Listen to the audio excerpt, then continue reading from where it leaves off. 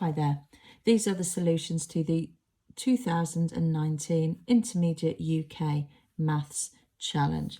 Right, starting with the first question, the value of 2019 in tenths is the same as 2019 divided by 10, or 2019 multiplied by 1/10, which gives us 201.9. Question 2, looking at the surface area of the cubes.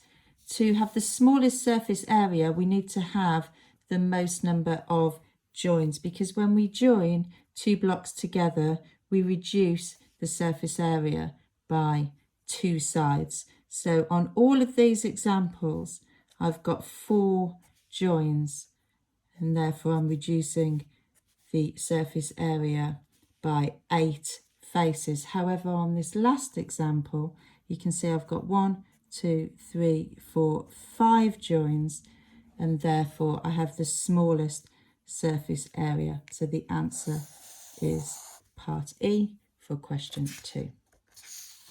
Question 3, we've got 120,000 red squirrels living in Scotland, and this represents 75% of the UK population. So 120,000 is 75% of the population. Now, let's work out what 25% of the population is. So I've divided by 3. That's going to give me 40,000 squirrels. If I added them together, that would give me the total population. But let's read the question and see what it wants. It wants to know how many more red squirrels living in Scotland than the rest of the UK. So if we know that we've got 120,000 in Scotland, we simply do 120,000, subtract 40,000 to give us our answer of 80,000. So for question 3, the answer is D, and remember that key question there is more. Question 4, we're looking at a 24-hour clock and how many different combinations of the numbers 2, 0, 1 and 9 we can get. All right, so we know, for example, that if we start with 0, we could start with 0. We'll come back to that. We can start with 1. We'll come back to that. And we can start with 2. Okay, so if I start with 0, I could have 0, 1 and then 29. I could have 0, 2 and then 19. I couldn't have 0, 1 and 92, and I can't have 0, 2 and 91. I can have 0, 9 and 12, and I can also have 0, 9 and 21. Let's look at when we start with the 1. I can have 1, 0 and 29, but obviously not 92. I can have 1, 2 and 0, 9. I can't have 1, 2 and 9, 0. I can have 19, 02, and obviously I can have 19, 20. Finally, starting with the 2, I can have 2019, which is the number we were given, and I can't have 2091, and I can have 2109, but obviously not 2190. So I have a total of 10. So the answer to question 4 is B. Question 5, I've got 3 calculations. Now, we might be able to have a fairly good stab at this just using the rules that we know, that if we're dividing by 0.4, that's the same as multiplying by 2.5. So we might think perhaps y is the biggest, and we might think perhaps x is the smallest. But I think it's just worth quickly checking. So we know that 0.6 multiplied by 0.5 is 0.30. Okay, it's actually half of 0.6, gives us 0.3. So given that, we can now quickly say that for x, we've got 0.3 plus 0.4, which gives us 0.7. For y, we've got 0.3 divided by 0.4. Let's write that as a fraction, 0.3 divided by 0.4, and using equivalent fractions, I can make 3/4. If if I convert it to a decimal for comparison, that gives me 0.75. And finally for Z, I've got 0.3 multiplied by 0.4, which is going to give me 0.12. So my order, going back to the question, double checking, let's see what it says. It says descending order. So we want to start with the largest, which is Y, and then we're going to go to X, and then we're going to Z. So the answer is D, Y, X, Z. All right, question 6. I'm going to get my pens out for this one. So really what we're looking at is any point. And let's take this point. And because I've got 4 different shapes that intersect at this point, I know I'm going to have 4 colours. The question is, do I need more than 4? Now you can probably already see that 4 is sufficient, but if we just quickly sketch it out here, then that's going to give me the 4 colours that I need, and then it tessellates out and we can repeat. Okay, so then obviously that one would repeat there, and so on. Okay, so 4 colours is the smallest number of colours that are required. Question 7. Now I know to get a number that ends in the digit 5, I've got to multiply by 5 or 15 or 25. So I know that my first cube number is going to be 5 cubed, which gives me 125. Let's look at my second cube number, which would be 15 cubed. That's going to be 15 times 15, which is 225, multiplied by 15, which is going to give me 25, and 225, 3375. Okay, so that is less than 5,000. Now I could work out what 25 cubed is to see if that's less than 5,000. I'm probably sensing already that it isn't. Or I could just look perhaps at, if I know that 20 cubed, 400 multiplied by 20 gives me 8,000, then I know that I definitely can't have 25 cubed. So I've just got 2 solutions, 15 cubed and 5 cubed. So the answer is B, 2 different positive cubes. Question 8. Okay, so we've got 3 consecutive positive integers less than 20. So in a question like this, you might just want to quickly write out the numbers from 1 to 20. You don't have to, but you might find that that helps. And then have a look. You've got 3 different criteria. You've got prime, even, and triangular. All right, so let's maybe just circle our prime numbers to start with. 2, 3, 5, 7, 11, 13, 17, and 19. Okay, so the first one is prime, the second one is even, and the third one is triangular. So maybe let's look at our triangular numbers. Just as a reminder, triangular numbers, you've got 1, and then it goes up to 3, goes up to 6, goes up to 10, then 15, etc. Okay, and then the next one will be 21, which will be beyond our sequence. So I've got 1, 3, 6, 10, 15, that's it. So now let's go back. Prime, even, triangular. So I'm looking for a point where you've got a gap of 1 between your prime and your triangular number that only appears once. 13, 14, and 15. Now I've got 2 choices here. I can do the multiplication of 13 times 14 times 15.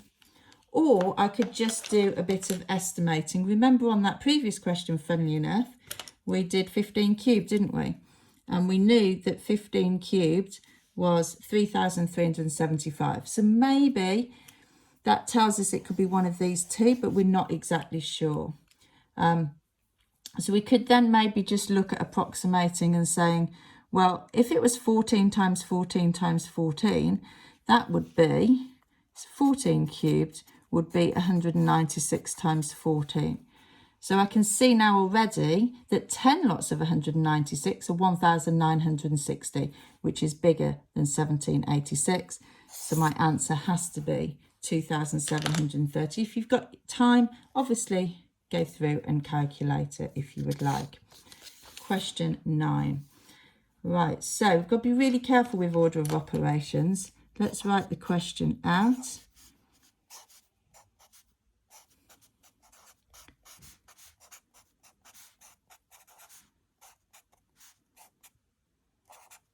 Right, okay, so I'm going to do it in two parts.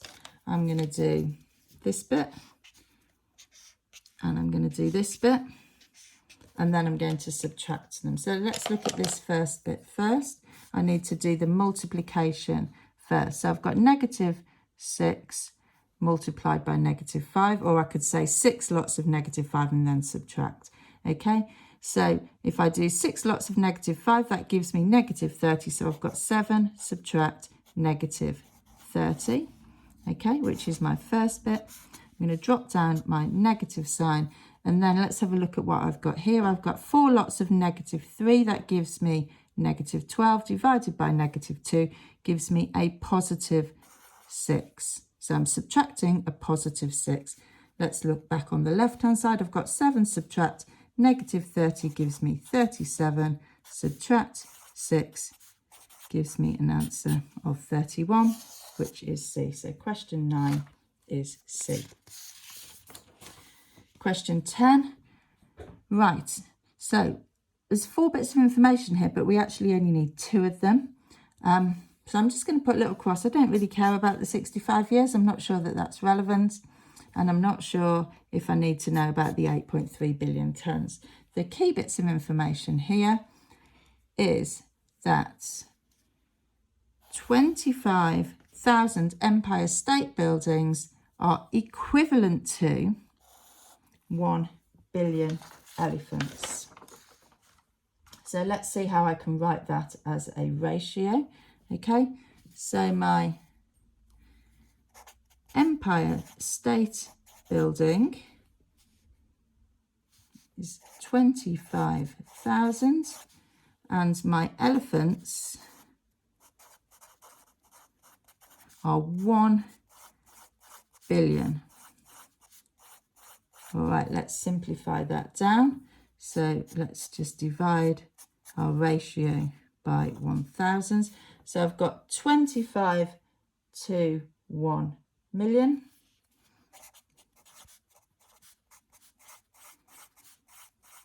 So therefore, if I divide both sides by 25, I've got 1 million. Now to divide by 25, I'm going to divide by 100 and then multiply by 4. Just because then I can do it in my head. That's going to give me 40,000. So 1 million divided by 100 gives me 10,000. Multiplied by 4 gives me 40,000, or B. Question 11. Right, let's take a look at this question. So we've got 3 to the power 9 over 9 to the power 3. So I'm going to write my denominator just now as 9 multiplied by 9 multiplied by 9. And let's see what I can do with my numerator. I know that 3 squared is 9, so I can write 3 squared multiplied by 3 squared multiplied by 3 squared. And at the moment, all of that cancels down to 1, but I've only got 3 to the power 6 here, and I need 3 to the power 9. So I need to multiply by 3 to the power 3. Let's just double check. 2, 4, 6, 7, 8, 9 is the sum of my indices. So I know that my answer is 3 to the power 3, which is 27. So the answer to question 11 is 27. Right, let's look at this game. So you're going to move 3 turns, exactly 3 turns. And each time you can reflect in one of the lines. So for example, you could go 1, 2, 3 and end up here. Okay, 1, 2, 3 and end up here. You can also go here, then back again and up. Or here, back again and up. What else can you do? 1, 2, 3. 1, 2, 3. Okay, so we've now got to the point where we've got 6 solutions. Now let's see if we can get any more. If we use a different line of reflection, so all of those we've just reflected 1 square each time. But if I used this line and I reflected here first, and then I could reflect along this line and go here as my second move, and then come back again, I could end up here. Or after I'd got there, I could go 1 this way. So I have 8 potential solutions there. So the answer to question 12 is C, 8. Question 13. Okay, so we know that the mean of 3 numbers is -3. So let's draw this out. I don't know what my 3 numbers are. I don't need to know what my 3 numbers are, but I know if I take my 3 numbers and I divide them by 3, my answer is going to be -3. Okay, so if I call all of that, let's call all of that x, I know that x divided by 3 equals -3. So x is going to be -9. So whilst I don't know what the individual numbers are, I do know that the sum of them is -9. I'm going to add in a 4th square now. And when I add in my 4th square, the mean of the 4 numbers is 4. So I know, I'm going to call that y. So I know now that if I've got my -9 and I add on y and I divide by 4, my answer is going to be 4. So I've got -9 plus y equals 16 using the balancing method, multiplying both sides by 4. I'm now going to add 9 to both sides, y equals 25. So I now know that y is 25. We're nearly there. I now got a 5th number that I'm going to add, and the mean of the first 5 numbers is -5. So now I know I've got a -9 plus 25 plus, let's call it z, dividing by 5, and the answer to all of that is -5. All right, so again, using the balancing method, multiplying both sides by 5 gives us -25, and then I just need to add on 9 and subtract 25, so that's going to give me z equals a -41. Let's go back to the question. The question is the difference between the 4th number and the 5th number. The 4th number is 25, the 5th number is -41. So the difference between those two numbers is therefore 66. Okay, so the answer is A, because the difference between 25 and -41 is the same as 25 plus 41, which gives us 66. Question 14. Okay, 4 people. Some tell the truth, some always lie. So let's look at the first person. Okay, an odd number of us always tells the truth, so it has to be either 1 or 3. The second person says an even number always tells the truth. It must be 2 or 4. The third person says a prime number, so now we've got 2 or 3. And the fourth person says a square number, so 1 or 4. So let's have a look. 1 doesn't appear once, it appears twice, so it can't be 1. 3 doesn't appear 3 times, it only appears twice, it can't be 3. Similarly, 4 doesn't appear 4 times, it only appears twice. 2 appears 2 times, so therefore 2 people were telling the truth. The answer to question 14 is C. Question 15. So we want to find the length PR, so the diagonal here. Let's see how to do that. And let's just square that off.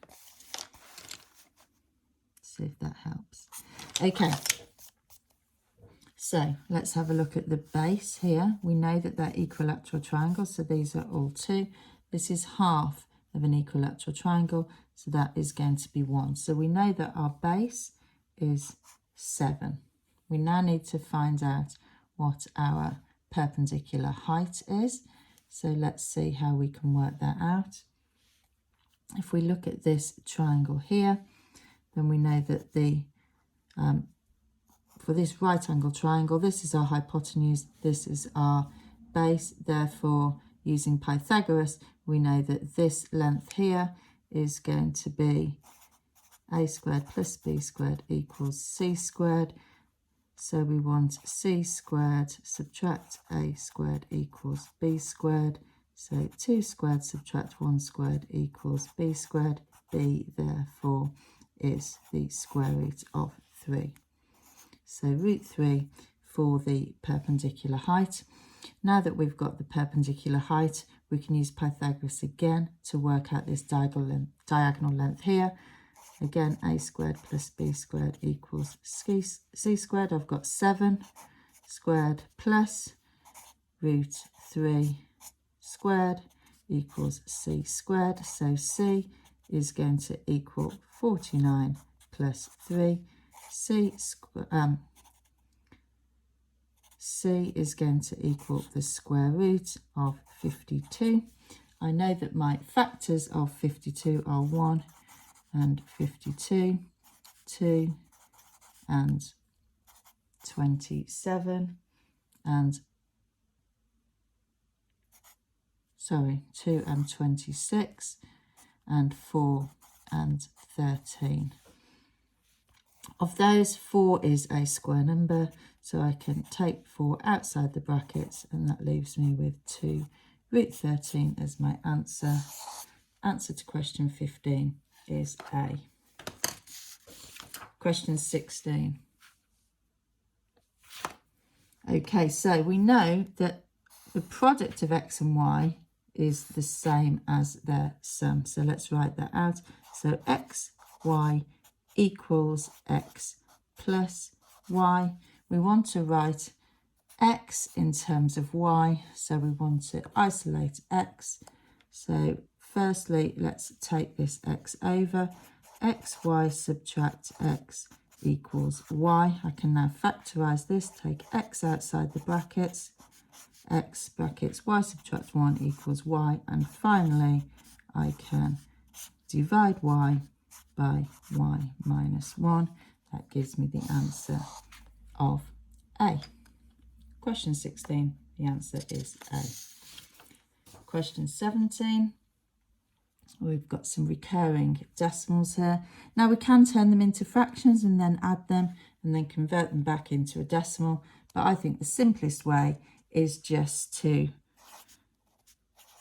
write them out. So I've maybe write it to, I don't know, 4 or 5 decimal places, and then I'm adding 0.07777. We know that obviously they recur, but let's see what happens when we add them together.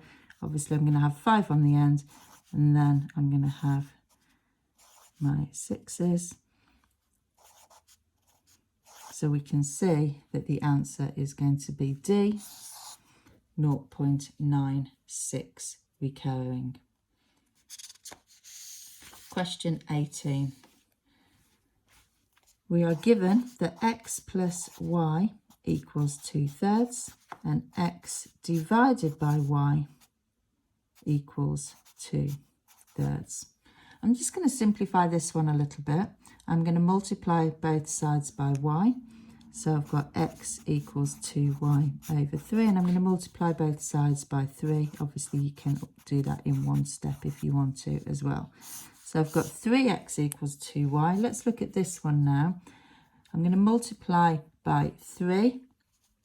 So I've got 3x plus 3y equals 2. And now let's look at the two equations that I've got. 3x plus 3y equals 2. 3x subtract 2y equals 0. Now if I subtract, different colour, if I subtract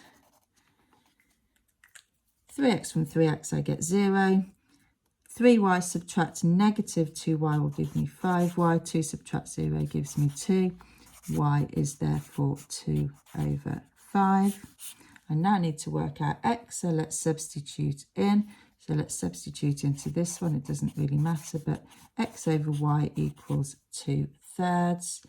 So x equals 2/3, subtract 2/5. Let's make 15 as our denominator. So I've got x as 4 over 15. Finally, my question wants to know x subtract y. So if I start with x, 4 over 15, I subtract y, which is 6 over 15. I'm going to get a negative 2 over 15. The answer to question 18 is B. Question 19. Let's take a look at this. So I know that 1/2 is the same as 1/4 plus 1/4. So therefore, 1/3 plus 1/4 has got to be bigger than 1/4 plus 1/4. So 1/3 plus 1/4 is bigger than 1/2. So I can therefore surmise that the largest expression here is this one. But let's just double check it and see. So if we look at this one, we have 1/6 plus 1/7 plus 1/8 plus 1/9 plus 1/10. Let's compare it with this one. Okay, well, I've got 1/5. Well, that's 2 over 10. So let's just hold fire on that for a moment. Let's write this out. 1/6 plus 1/7 plus 1/8. And I'm going to write my 1/5 as 2 lots of 1 over 10. So now we can see that 1/9 is greater than 1/10, and therefore the largest expression out of those 5 will be the final one. So the answer to question 19 is E. Question 20. So we can see that 3 equilateral triangles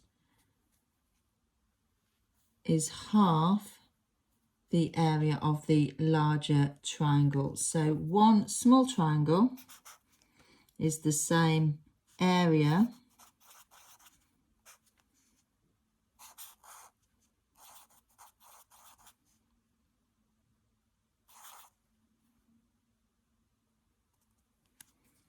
so the large triangle is 6 times the area of the small triangle. So we've got a ratio here of 1 to 6. So the ratio of the area of similar triangles is the same as the ratio of the squares of the lengths of their corresponding sides. So if we say that this length here is S, okay, the area of the large triangle is S squared times the area of each of the 3 equilateral triangles with a side length of just 1. So We can therefore say that s squared equals 6 because of our ratio of 1 to 6. Consequently, s, the side length of our large equilateral triangle, is root 6. So the answer to question 20 is root 6. Question 21. So we have an angle here, QPR, and we are told that the tan of that angle, I'm going to call it theta, is 3/2. And that, as we know, is opposite over adjacent. So let's take a look. So this is my hypotenuse because the right angle is here. So the tan is opposite. So this distance here is 3. And this distance here is 2. Okay. I want to find the value of sine QPS. So this is what I'm trying to find here. I'm going to call that theta 1. And I'm going to write the sine of theta 1 is opposite. That's 1.5 because it's half of that distance there. 1.5 or 1.5 over the hypotenuse now, which is this one here. I don't know what that is yet. Right.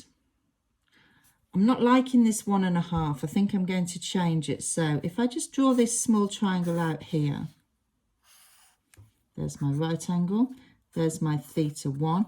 If that's 1.5 and that's 2, and we're looking at ratios, so I'm just going to double it to get rid of that fraction, and I'm going to make this 3. That would make this 4, and then I can see that my hypotenuse would therefore be 5.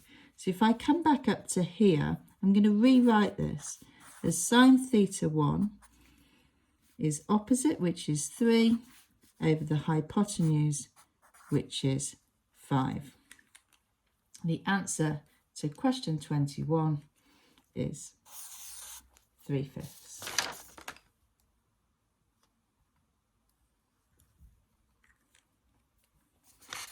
Question 22. Tough question. There are rules around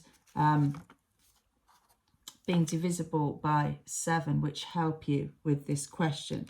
But if you don't know them, you can try a little bit of trial and error, and it may work. So for example, I might just pick the two numbers, 1 and 2. 1 to represent P, 2 to represent Q. Let's see what happens. So I'd have 1, 2, 2, 1, 2, 2. For the first one, if I divide that by 7, I'm going to get 17,446.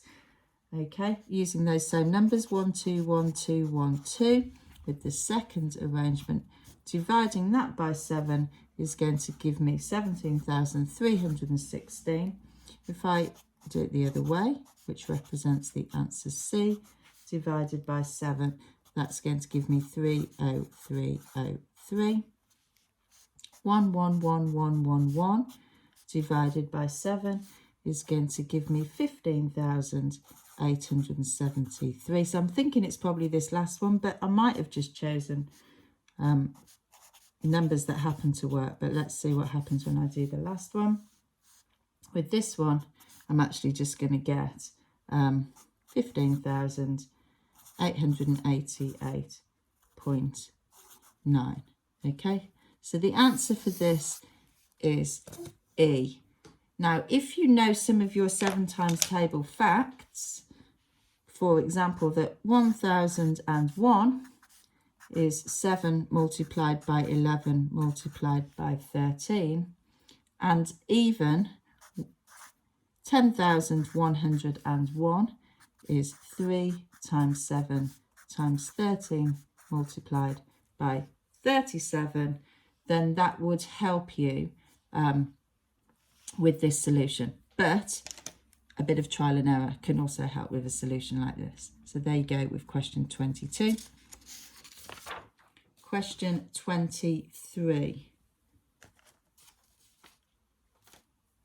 Right, there's a little bit of a trick at the end of this question 23 to be aware of, but let's have a look. So if it's an isosceles triangle, let's start by saying that n squared plus n equals 2n plus 12. All right, let's rearrange that. So I'm going to subtract 2n from both sides. So I end up with n squared subtract n subtract 12 equals 0. That's going to give me, once I've factorised it, I've got n subtract 4 and n plus 3. So for this one, n equals 4. I can't have a negative. Right, let's try again by combining this time n squared plus n, but this time let's make the two sides of our isosceles triangle these two. Let's rearrange it again. So I've got n squared subtract 2 and subtract 3 equals 0. N and n. This time around I'm going to have n subtract 3 and n subtract 1. So n could be 3. Third solution. I have got this time 3n plus 3 and 2n plus 12. So these two sides to make my triangle isosceles. So let's simplify this now. So I've got, sorry, what am I doing? Right, okay, so I've got n equals 9 as my third solution. The question asks me to sum the three different values of n. But before I do that, I want to just double check that all of these solutions are valid. So if I just drop down here, you can see I've put 3 more triangles down here. With the first one, if n is 4, then I'm going to have 20 here, 20 here, and 15 there. So that works as an isosceles triangle. With my second example, n is now 3, so I'm going to have 12 here. I'm going to have 12 here, and I'm going to have 18 there. So that works as an isosceles triangle. Let's look at this final one here. So this time n is 9. So here I'm going to have 81 plus 9. So I've got 90 here. I've got 27 plus 3. I've got 30 here. And I've got 30 here. Now there's no way I can make an isosceles triangle with a base of 90. The largest base I could have would be obviously just a little bit short of 60. So that one is not a solution. So when it asks you to write the sum of all the values of n for which the triangle is isosceles, we are only adding these two together. So the answer to question 23 is A. Let's look at question 24. When 5,655 is divided by a 2-digit positive integer n, the remainder is 11. Let's see if we can write that out. See if we can make a bit more sense of it. 5,655 divided by something, which is a 2-digit integer, equals something with a remainder of 11. All right, the second number I've got 5,879 divided by 2-digit integer gives me an answer, remainder 14. All right, so let's have a look and see what we can surmise from this. So if this was exactly divisible, the number would have to be 11 smaller. Let's write that down. So the number we would be looking at would be 5, then why write that? 5644. All right, if this was going to be exactly divisible, this number would have to be 14 smaller. So it would be 5865. So I would need some sort of sequence that had 5,644 in it, and then it'd be going up, don't know how many times, and then we would have 5,865. So the difference between these two numbers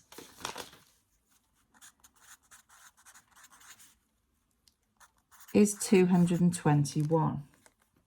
Let's have a look at the factors of 221. Well, it's only got two prime factors.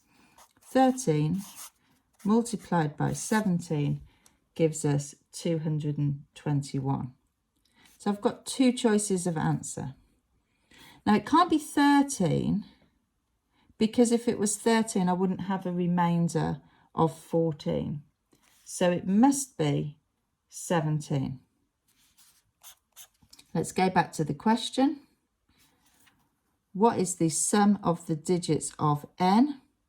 So we've established that n must be 17. The sum of the digits 1 plus 7 gives us 8. Answer to question 24 is C, 8. Finally, question 25. So, firstly, because the tangent to a circle is perpendicular to the radius of the circle through the point where they touch, we can say, let's draw these in to make it easier for you to see, that this tangent here is at right angles to the equilateral triangle. We can also say that this tangent here is at right angles to the equilateral triangle. We can also connect these two here and say that this line here is perpendicular to that side of the equilateral triangle. Because it's an equilateral triangle, we know that these angles here are 60 degrees. Let's see what we need to find. So we're looking to find the side length. So I'm going to split it into two parts. So I've got this bit here I'm going to call X. And I've got this bit here that I'm going to call Y. I'm just going to sketch these out to make it a little bit easier. So firstly, this small triangle here, it's going to look a little bit like this. Pen. Okay, there's my right angle. There's my 60 degrees. I know that this length here is 1 because it's the radius of this circle. And I know what I'm trying to find here, which is X, is the hypotenuse. So sine of 60 equals opposite over hypotenuse. I can rearrange that and say that X is 1 over sine 60. Let's do the same again for this larger triangle here. I know that this is a right angle, so let's just be clear that that side is a right angle as well. Let's sketch this triangle out. So I'm going to have something that looks a little bit like this. Here is my right angle. This is what I'm trying to find. I've called it Y. This angle here is my 60 degrees. And I know that this distance here is 2 radii. So that is 2. So I can write this as sine 60 is opposite, which is 2, over my hypotenuse Y.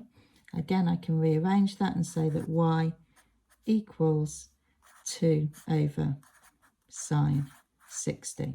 I'm trying to find this total distance. I'm trying to find X plus y. So x plus y is 1 over sine 60 plus 2 over sine 60. So I'm just going to come up to the top here because I've run out of space. X plus y is 3 over sine 60. Now I do need to know this. I know that sine 60 is root 3 over 2. Therefore, I know that 1 over sine 60 is 2 over root 3. So let's see what we've got here. So x plus y is therefore 3, okay,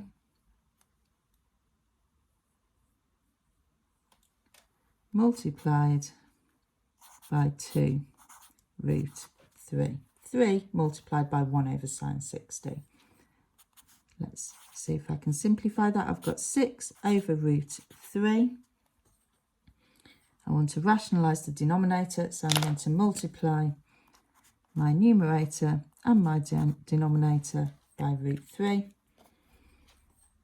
That gives me 6 root 3 over 3, and a final answer of 2 root 3. So final question on the 2019 Intermediate UK Maths Challenge is D, 2 root 3. Thank you very much, and if you've got a challenge coming up soon, good luck.